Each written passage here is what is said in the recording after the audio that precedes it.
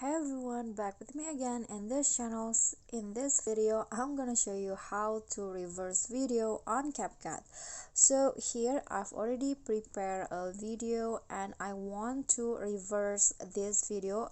So the video will be played from the end to the start, and if you want to do that you can just click on the video and then here at the bottom just scroll down, just swipe until you find reverse. So this one's right here, click on that and now it's reversing. You can just wait until the reversing process finish.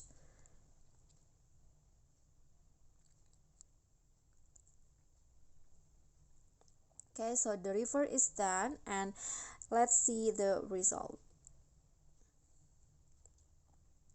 So here is the reverse version of my original video. You can see now it's reversing.